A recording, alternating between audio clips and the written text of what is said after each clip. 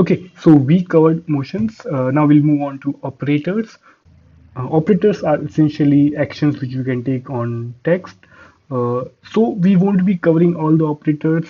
As I mentioned, that I'll just be covering the things which I use day in day out and I find them useful.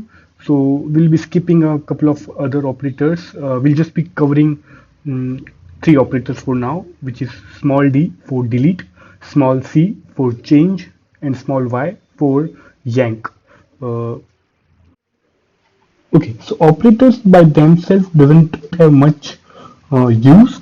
If we club them with motions, then they are pretty useful. So let's take an example of D W. So D is an operator and W is a word, right? So let's say I want to delete this public, right? Or I would say delete characters from small p to small s. So I'll just type in D W. So this deleted, and if I want to paste it, I'll just type in capital P. Capital P basically helps. Capital P basically pastes the value in my clipboard before the character, and small p just pastes it after the character. So I just use capital P to paste it again. Uh, so these other operators I mentioned was C. C is basically change, and what do I mean by change is that C not only deletes the word or whatever motion I passed it on, also it changed the mode from normal to insert. For now, don't worry about what does insert mode do and what all I can do in insert mode. For now, I just you must have a fair bit of idea of what insert means. Insert means that you can start typing in things.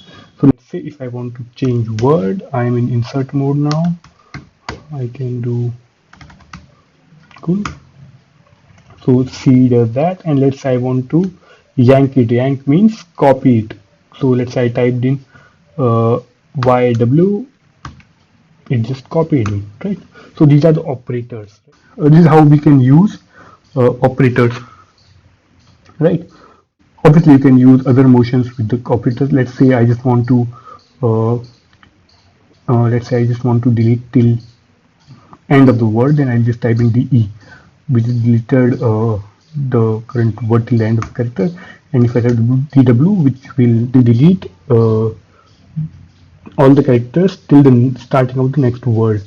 Uh, just to mention a small point, that delete in Vim is different than the delete in normal IDEs, where delete doesn't go to the clipboard. In Vim, the delete also goes to the clipboard, and this is similar to the cut we are used to in normal IDs.